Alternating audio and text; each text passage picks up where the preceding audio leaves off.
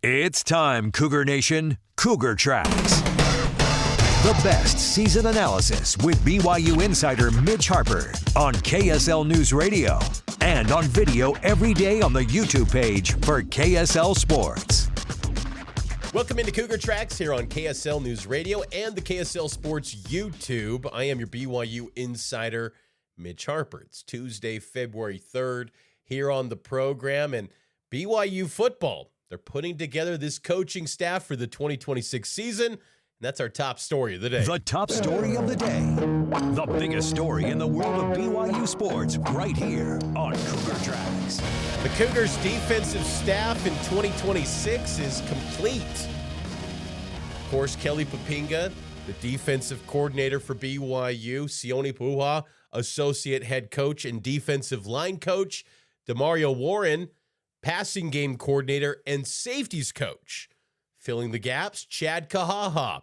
He gets elevated from defensive analyst the past 2 seasons to now outside linebackers coach, edge rushers. He's going to be handling that spot. I think that's really good. He's got a great background with that. We'll dive in a little bit more to that. Lewis Walker, new name, familiar with the state of Utah, Salt Lake City native, former Utah Utes player. Started his coaching career at Copper Hills High School, worked his way up to North Dakota State. And now he comes to BYU, where he'll lead the cornerback position for BYU. Justin Enna, he moves from linebackers coach to now designated special teams coordinator. That's the role of Justin Enna. So that's your defensive staff now for BYU. Again, Kelly Poppinga, Sione Puha, Demario Warren, Chad Kahaha, Lewis Walker, and then Justin Enna handling the special teams. I like it.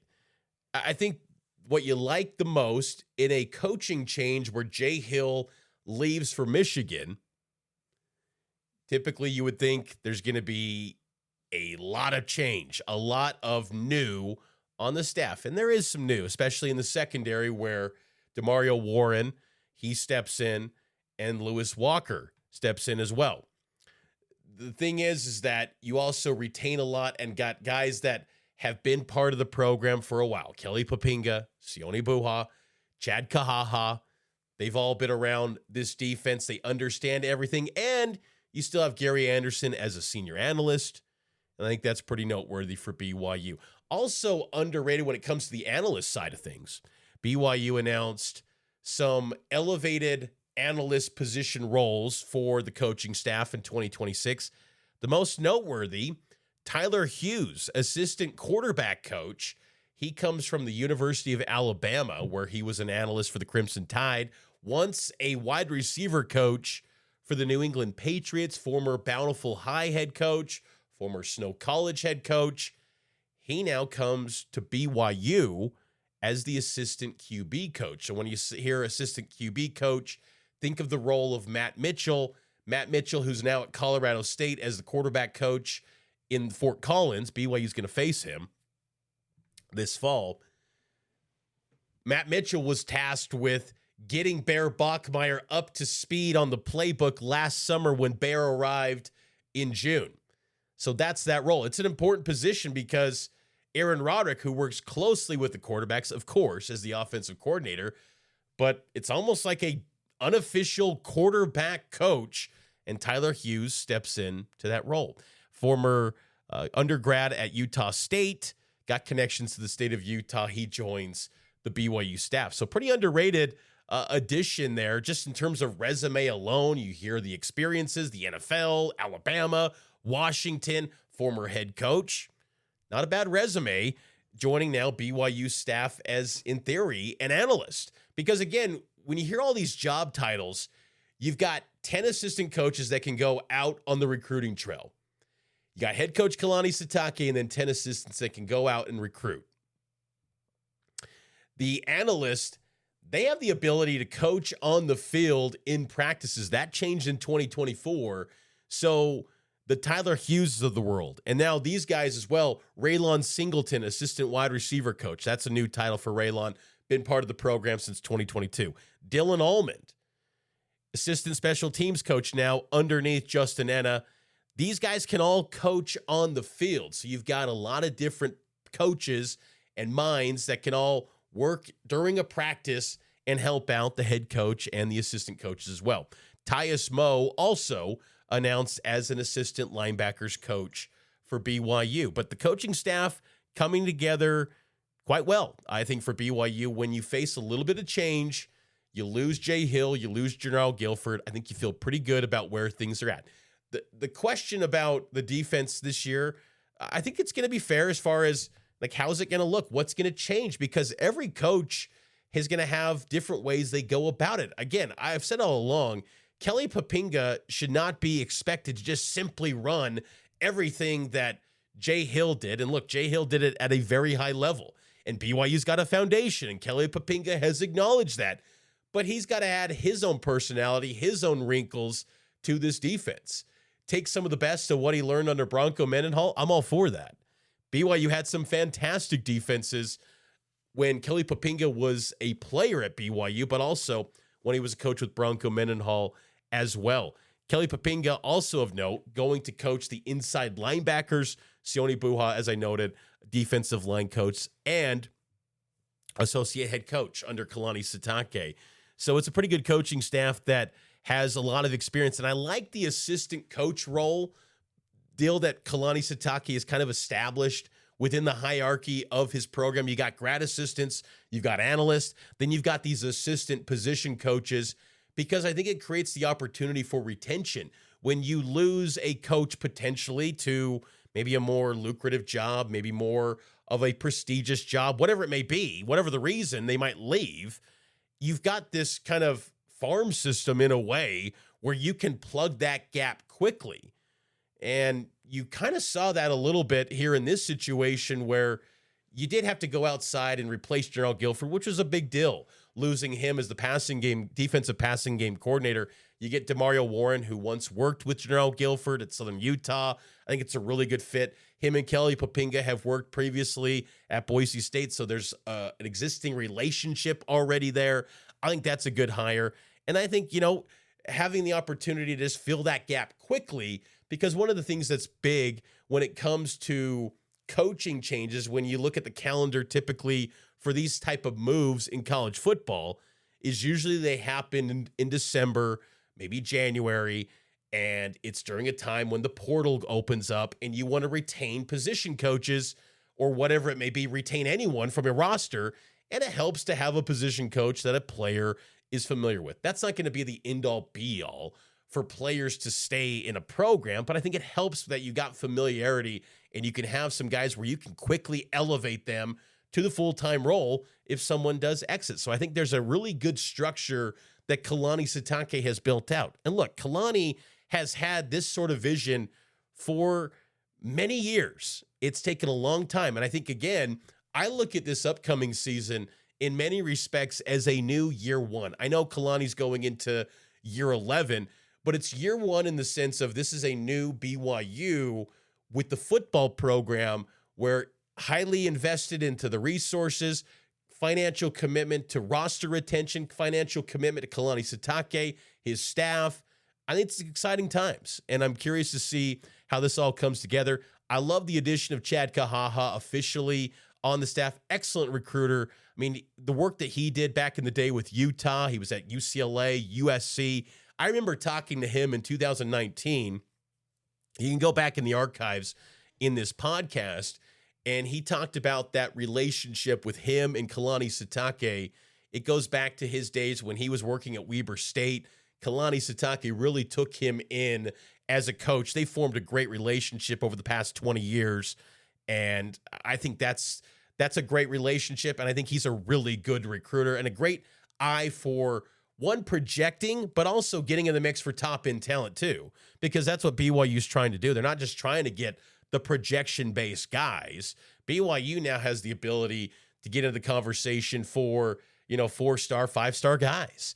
And this past month, 2027, 2028 recruiting has been a top priority in going out on the recruiting trail, and these coaches meeting with those type of prospects, and Chad Kahaha obviously in the mix on those visits. So that's the coaching staff for BYU in 2026, barring any other unforeseen changes.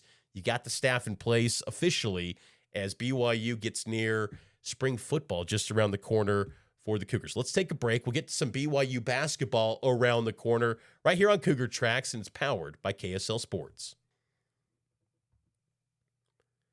Welcome back into Cougar Tracks here on KSL Sports YouTube and KSL News Radio. Mitch Harper here with you every single day talking BYU sports here on Cougar Tracks. And if you'd be so kind, like this video, give a thumbs up, or subscribe to the show on audio podcast platforms wherever you get your podcast. So tomorrow, signing day is taking place for football. Yeah, signing day. Remember that in February?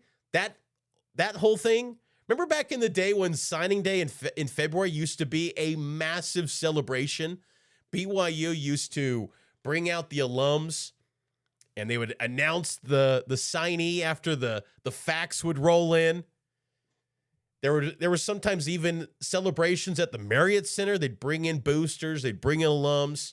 Used to be a big, big day. Now it's more kind of a summary day of what took place in roster construction for 2026, filling the gaps as far as what the portal guys are going to be adding, things like that.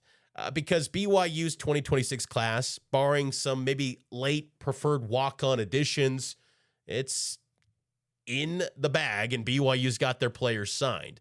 But it is always a mile marker in the offseason in the countdown to an upcoming football season, and signing day is a great way to have a reason, just another reason to talk BYU football. And the Cougars, for their 2026 class, it's a good one. Ranked number 24 nationally in the 24/7 Sports team recruiting rankings. And of note, in their recruiting class, as 24/7 Sports issued their final top 247 for the 2026 cycle, 7 BYU football signees are in that top 247. Ryder Lyons leads the way. He's number 65 overall. Too low to me for Ryder Lyons. You've heard me talk about Ryder Lyons. I mean, he's a big-time talent. I mean, Ryder is got all the ability to be, I think the potential is endless for Ryder Lyons. His arm talent is elite. He has got a rocket for an arm. I think he's tough, too. He's physical, and he's a good leader, too. Ryder Lyons dropping to number 65 overall. To me, I don't understand why that's the case, because, again, I look at this year, he was named the Gatorade Player of the Year in California, the entire state. Yet he dropped in a lot of these recruiting rankings. It's fine. There's other quarterbacks. I'm not going to say I know everything about all these quarterbacks in this cycle. And some guys, they get better over the course of, their senior season. But for a guy that was basically a top 25 prospect, and he then wins national awards in his senior season, I know he dealt with some injuries, but that shouldn't knock a guy. Anyway, Lyons is 65. He's a 4-star prospect now for 247 Sports and on 3 and pretty much all the recruiting services at this point. Adam Bywater, number 131 in 24/7 Sports final rankings.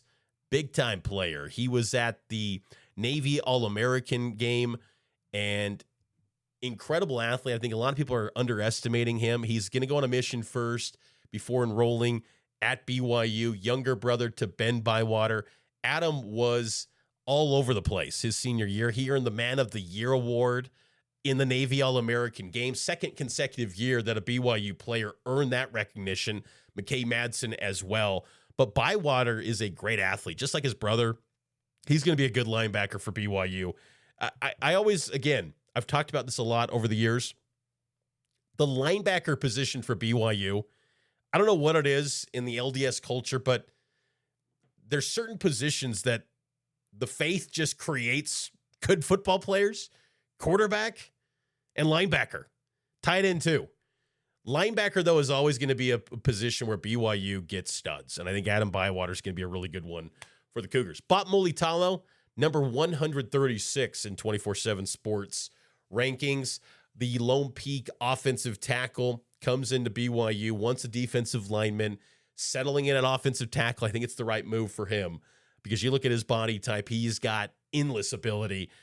I look at him and think he's going to be someone in year one that's going to compete for a 2-deep spot along that offensive line at the offensive tackle position. Big expectations for Bot Molitalo. Brock Harris, Pineview tight end. He checks in at number 142. He's going out on a mission first before enrolling at BYU. Ty Getch, another tight end, number 189. Maybe the most slept on top 200 recruit that BYU's ever signed. Out of Colorado, going to be a good one. I saw him in person at the Under Armour Next Camp at West High School last May. I was wanting to see him more, but he got banged up in that event, so he was off to the side, but talented football player, highly productive. He's actually going to go on a mission first before enrolling at BYU. Getch will be a good one. I mean, you have him, Brock Harris, as a tight end tandem.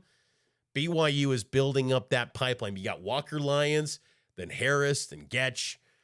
Really good stuff in the future for BYU at the tight end position. Lopeti Moala, Junie Moala, number 224. This guy was one of the fast risers in the senior year. Former Davis High guy, goes to Orem High his senior season. He could not be stopped. High school playoffs this past fall, he was not guardable. No one could defend him. Lopeti Moala has so much potential, such a good signing by BYU to get him. When they landed him last summer during the rush of official visitors, such a big-time get. Because then when he gets to Orem, he's already committed to BYU and highly productive. And he just skyrockets in the recruiting rankings. 4-star prospect, big-time player for BYU, bright future ahead. Jaron Pula, wide receiver from Lone Peak. Once a UCLA commit, then Utah, then ultimately signs with BYU along with his twin brother, Jaron Pula. Jaron, the wide receiver, checks in at number 232 in the 24/7 Sports final player rankings. But 7 guys in BYU's class that are in the top 247. And again, it's the number 24 ranked overall class. BYU's transfer portal class is ranked number 42. On3 has the portal class ranked in the top 20. So Cougars have assembled quite the collection of talent, and I think they've kind of found a sweet spot in terms of juggling the volume of portal ads, retention, returning missionaries. There's all these different buckets that BYU pulls from to build out a roster in a given year. It's one of the fascinating things I find in this job of bringing together the roster each and every year, because again, you could get a guy that's been signed for 3 years and then he pops up finally. That's just kind of one of the fun things about tracking and following BYU football, is because they have so many different ways to build out a team compared to other programs. I mean, I guess everyone could have returning missionaries or guys that serve missions for the Church of Jesus Christ of Latter-day Saints, and I'm sure the church would love that. But, even though they claim it's an advantage, no one seems to really tell their guys, hey, leave for 2 years and then come back and lose a lot of weight and maybe lose some of your athleticism, but it's fine. It's an advantage. More maturity. And I do think there are some benefits to that. Don't get me wrong. I think it adds a little bit more perspective for some of these guys, but at the same time, maybe you lose a little bit too. I've seen many guys that come back from missions and they're nowhere near the players that they once were, and they never recapture it. There's other guys that get even better. And those are the exceptions. Those are the elite guys. I think, BYU, if you're going to have a place to, return to your original form, there's no better place probably than BYU, because they handle this every single year with getting guys ready. And they've kind of got a blueprint a little bit. If you're a returning missionary that comes back in the fall, you gray shirt that fall semester, matriculate in the winter semester, work your way back, you might have a chance to play. If you come back in the spring, summer, you're going to probably be guaranteed to be a red shirt, and that's fine. And I think that's honestly what you need it to be. It's a good spot to be, where in the past, I remember years, there were times where you're expecting some of these RMs to step foot on campus and instantly perform. That's not needed as much anymore, because again, with the portal, with all these different ways to build out a roster, it's not required for RMs to step right on campus and instantly contribute. I think Kalani and his program have really kind of developed a nice cadence, a nice rhythm to the way that they build out their rosters. And look, there's always exceptions. You still play the best 11 no matter what. If some guy gets back from his mission in May and he's just instantly the guy, like Hunter Clegg was an instant, eye-catching guy that was performing in week 1. But at some point he hits a wall and freshman legs kind of catch up after the mission. It happens. But you see that, you're going to get that guy on the field. So there's always exceptions, but I think there's a little bit more patience given to RMs when you have the transfer portal to pair up with it. It's a nice spot for BYU to be in. But signing day tomorrow, we'll have coverage on that coming up, of course, here on the show and on KSLSports.com. Final break, get to some BYU basketball talk next as the Cougars look to end this stretch of losing for the Cougars coming up next here on Cougar Tracks. Welcome back into Cougar Tracks here on KSL News Radio. Mitch Harper here with you. BYU basketball is back in action tomorrow against the Oklahoma State Cowboys. 7 p.m. tip in Stillwater, 8 p.m. local time in, what do they call that city? Stillwater, but is there a nickname for it? I don't know. In Gallagher-Iba Arena, FS1 and KSL News Radio. We'll have pregame beginning at 6 o'clock on the legacy home of the Cougars. Cougars have lost their last 2 games, 3 of their last 4. They're holding on to in many brackets to that 4 seed, but they seem to be the lowest ranked 4 seed in a lot of bracketology forecasts. This week is huge.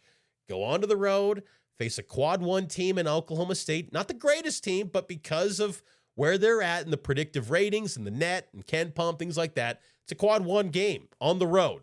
Road games in the Big 12 are always tough. I think Oklahoma State's probably one of the lighter intensity road venues in this league, but BYU is getting everyone's best shot.